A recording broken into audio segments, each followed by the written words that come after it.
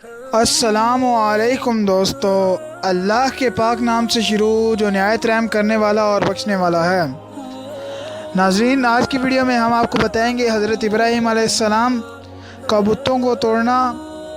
हज़रत इब्राहीम अलैहिस्सलाम को किसने आग में डाला और क्यों डाला, और आब ज़मज़म किस तरह वजूद में आया, जानेंगे सब। वीडियो में हमारे साथ आखिर तक बने रहिए। हज़रत इब्राहीम अलैहिस्सलाम का कुरान मजीद में 86 जगह ज़िक्र आया है। हज़रत इब्राहीम अलैहिस्सलाम अपने दौर के बहुत बड़े नबी गुज़रे हैं। दुनिया में जब बुत परस्ती का ज़ोर हो गया, लोगों को बुतों बनाते और इनकी खुद ही पूजा करते। हज़रत इब्राहीम अलैहिस्सलाम के वालिद भी बुत बनाते और इनको खुदा समझते। हज़रत इब्राहीम अलैहिस्सलाम बच्चे ही थे कि वो देखते कि मेरे वालिद और दूसरे लोग खुद ही मिट्टी और लकड़ी से बुत को बनाते हैं, फिर इनकी पूजा करते हैं और इनको खुदा मानते हैं। वो हैरान हुए कि किस कदर बेवकूफ़ लोग हैं। ये सब लोग इनकी जान मूर्तियों को समझा करते हैं। हज़रत इब्राहीम अलैहिस्सलाम इन लोगों से कहते कि तुम लोग इन बुतों को पूजते हो, ये तुम्हें तो ना कोई नफ़ा दे सकते हैं और ना कोई नुकसान, मगर वो जब देते कि जो हमारे बाप दादा करते हैं वही हम कर रहे हैं। एक रोज़ इन लोगों का शहर से बाहर कोई बड़ा मेला हुआ। सब लोग इस मेले में शरीक होने शहर चले गए। हज़रत इब्राहीम अलैहिस्सलाम इस मेले में ना गए। इनके पीछे हज़रत इब्राहीम अलैहिस्सलाम मुल्क के बहुत बड़े बुत खाने में पहुंच गए। वहाँ उन्होंने सब बुतों को तोड़ डाला और एक सबसे बड़े बुत के कुल्हाड़ी जाकर कंधे पर रख दी। इस बड़े बुत का कंधा पर कुल्हाड़ी रखी, तो जब लोग वापस आए उन्हें मालूम हुआ कि सब बुत किसी ने तोड़ दिए हैं। तो किसी का पैर नहीं, तो बहुत गुस्सा हुए, ये हरकत किसने की है। सब ने शुबा हज़रत इब्राहीम इस्लाम पर किया। वही बुतों को बुरा कहते हैं और मेले में भी नहीं गए। आखिर इनको बुलाकर पूछा गया, ये बुत किसने तोड़े हैं। तो हज़रत इब्राहीम अलैहिस्सलाम ने जवाब दिया, मुझसे पूछने के बजाय अपने खुदाओं से क्यों नहीं पूछते जिनकी तुम इबादत करते हो कि इनको किसने तोड़ा है। वो खुद ही बता देंगे कि किसने तोड़ा है।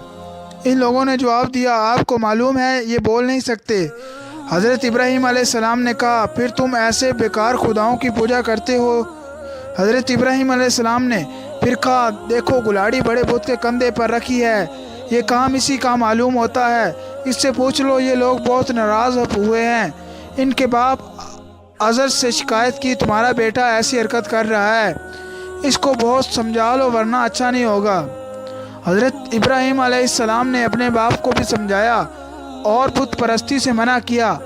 अर्ज़ किया कि ऐ मेरे बाप, मैं डरता हूँ कि तुम पर खुदा का कोई अज़ाब नाजिल ना हो। इस पर इनके बाप सख्त नाराज़ हुए और इनसे आइंदा कहा कि तूने मुझसे बात नहीं करनी और ना मैं तुझसे करूँगा, ये हमेशा के लिए चला जा। आपने अपने बाप को सलाम किया और कहा, मैं चला जाता हूँ, लेकिन तुम्हारे लिए मग़फ़िरत की दुआ करता रहूँगा। हज़रत इब्राहीम अलैहिस्सलाम को आग में किसने और क्यों डाला। फिर क्या हुआ। वहाँ के बादशाह नमरूद को, जो बहुत जालिम और बुत परस्त था, इन सब बातों को पता चला कि अज़र का बेटा इब्राहीम लोगों को बुतों की पूजा से मना करता है और एक खुदा की दावत देता है। तो इसने उनको दरबार में बुलाया और आप अलैहिस्सलाम से झगड़े करने लगा। हज़रत इब्राहीम अलैहिस्सलाम ने फरमाया कि मेरा खुदा तो वही है जो मारता भी है और जलाता भी है। नमरूद ने कहा कि मैं भी ये कर सकता हूँ और जला सकता हूँ। चुनाचा उसने एक कैदी को, जिसको सज़ाए मौत का हुक्म हुआ चुका था, आज़ाद कर दिया और एक बेगुनाह को पकड़ कर कत्ल कर दिया। कहा कि अब बताओ, मेरे और तुम्हारे खुदा के दरमियान क्या फ़र्क है। तो हज़रत इब्राहीम अलैहिस्सलाम ने कहा, मेरा रब हर रोज़ सूरज मशरिक़ से निकालता है और मगरिब में ग़ुरूब करता है। अब क्या तुम भी ये कर सकते हो। इस पर बदला जवाब से हो गया और हुक्म दिया कि इब्राहीम अलैहिस्सलाम को ज़िंदा जला दिया जाए। चुनाचा बहुत सी लकड़ियाँ इकट्ठी की गई, इनमें आग लगाई गई। जब आग बहुत भड़क उठी, इसके शोले आसमान की खबर लाने लगे, तो हज़रत इब्राहीम अलैहिस्सलाम को इसमें फेंक दिया गया, मगर आग खुदा के हुक्म से ठंडी हो गई और आपको आग से कोई तकलीफ़ ना पहुँची। इस तरह लोग अल्लाह ताला के कहने पर चलते हैं। अल्लाह पाक ने इनको हर तकलीफ़ से बचा लेते हैं और इनके लिए आसानियाँ ही आसानियाँ हो जाती हैं।